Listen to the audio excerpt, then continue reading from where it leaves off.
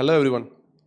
Today I want to show you why predicting decay, uh, which I'm referring to lead decay, especially for enterprise account based marketing. Why it is important to predict lead decays before it actually happens is very important than you think it could be. It could be a great advantage for any enterprise marketing team doing account based marketing, doing nurtures. So when we think of a lead decay, most of us pictures a contact that stopped opening an email a few months ago, or stopped interacting with us, all or may go silent completely despite of sending us an email. So different teams have different definition of lead decays, and it varies greatly based on the industry, based on the product, etc. uh, but imagine, like, if you spot uh, that that lead being getting into a decay state as a very predictable trend, rather than rather than trying to make it as a boolean factor, yes or no. um, um, it could it could potentially be a very good indicator for both the marketing and sales team, so that they can reach out to them in a way that will make them take some actions out of it. So if you could catch an account drifting away while it still has the pulse, while they are still in that market for your product, you turn a reactive scrambling into a proactive outreach. So that's the fundamental shift that I'm trying to describe today. Yeah. So catching a lead DK early in the process means you can preserve the revenue. You can spot the accounts that still has a very much relevant requirement to what you are trying to sell in the market, that could otherwise slip through the cracks. So, and by preserving revenue, you free up the budget that would have gone into the wasted retargeting ads, or putting your sales teams into something that is not worth to put the effort to. So early direction actually pays for itself. In order, yeah. So what I'm trying to say is that if you want to detect the lead decay early in the process, we start by reframing every interaction, or the lack of interaction, as a data point in an ongoing sequence.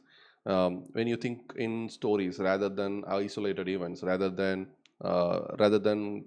kind of columns in a spreadsheet, you realize that a drop from a few clicks in the last 30 days to just one clicks is a part of that narrative. If you have left it unchecked, those leads till they become completely disengaged. So that would mean that you will either understand whether they have still there is an interest, or there is no interest, but you will never be in a position to predict whether if this will go into that disengaged state if we do not take any action out of it. So building on that, you want to weight the recency of their engagement, the frequency of their engagement, and their inferred intent, putting all together, then treating it as a separate columns in a spreadsheet. So for instance, if you in HubSpot, you can create custom properties like opened in last 30 days, or last email open date. Your system that continually calculates whatever the marketing automation platform you are using. It can automatically calculate whether a contact's engagement has fallen below a certain threshold. Once you capture all those properties, you can use a workflow to assign the DK risk score, your total points for recency. For instance, you can give 40 points if someone opened an email within the last 30 days.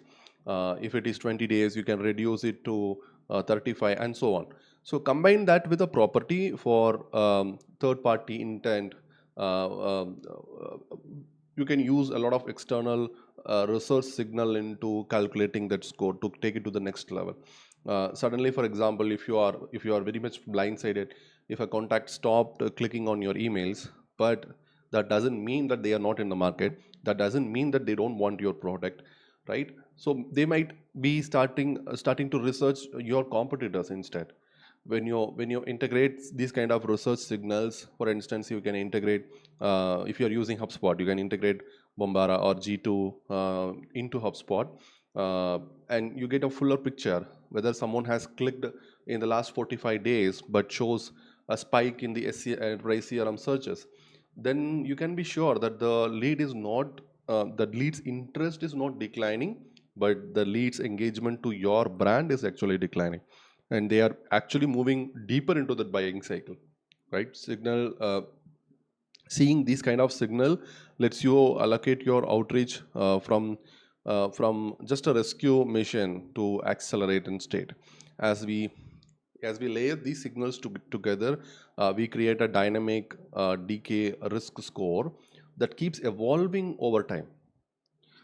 When that score crosses a predefined threshold, let's say 70 out of 100, it triggers a task for your sales teams or your account managers to send a personal contact, turning what would have been a lost opportunity into a moment of very tailored engagement that these teams can use to reestablish their connection with those leads.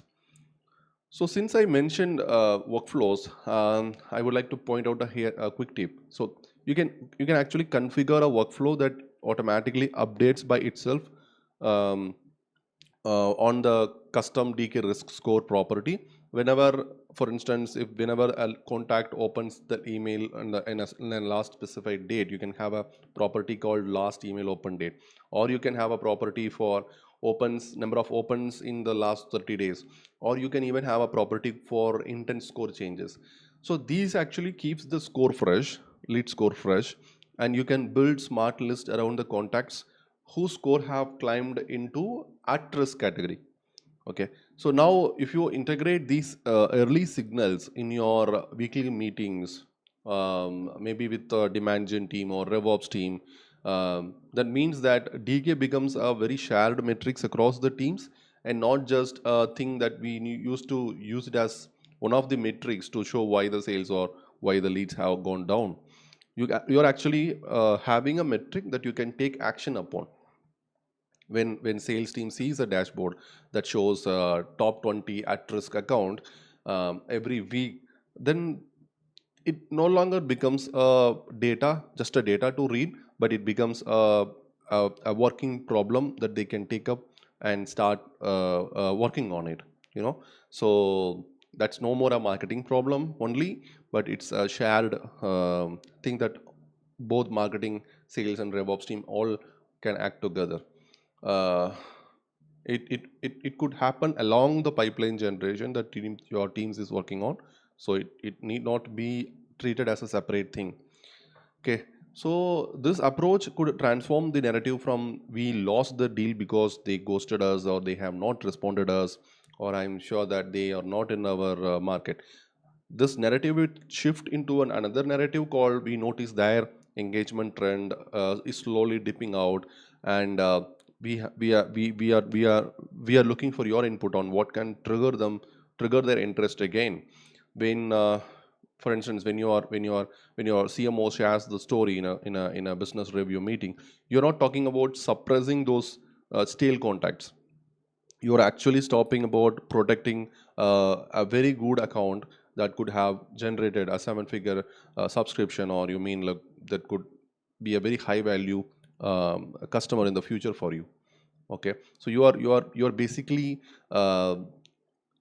removing the opportunities that could presume that these leads are no more our focus leads, whereas you are creating newer opportunities that these are actually the leads that we need to focus on to further nurture. Okay, yeah, so to wrap up, predicting a lead decay before it happens starts with tracking every clicks, every open, and every external research signal as a part of an integrated lead scoring method. And I think most of the platforms, marketing automation platforms, have this option. And using, you have to of course use custom properties, scoring workflows, and smart list. You build a system that alerts your team to risk those decays, those days or weeks before full disengagement. And that shift from reactive fighting to preemptive stewardship of your most important contact is that strategic edge that turns decay into a growth lever rather than a dreaded up cleanup task. Yeah, so by that, I think that's a very short brief of how you can create a proactive lead scoring alert system. Of course, it's not a very practical thing, but I think you can get your CRM teams help to implement it on it. Thanks again, and I'll see you on the next video. Bye.